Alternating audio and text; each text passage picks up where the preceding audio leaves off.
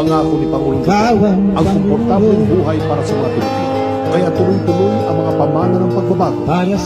Build projects, rehabilitasyon ng MRT2 at iba pang mga bagong trend. Sawa na ang bayan ko sa magnanakaw na Skyway tao. Stage 3 at mga proyekto magpapaluwag ng EDSA, Central Luzon Ring Expressway, Cebu Madilim Cordova na Link Expressway kahapon, at mga bagong expressway at highway, bagong terminal building ikaw ng Clark ang International Airport at iba pang airport projects.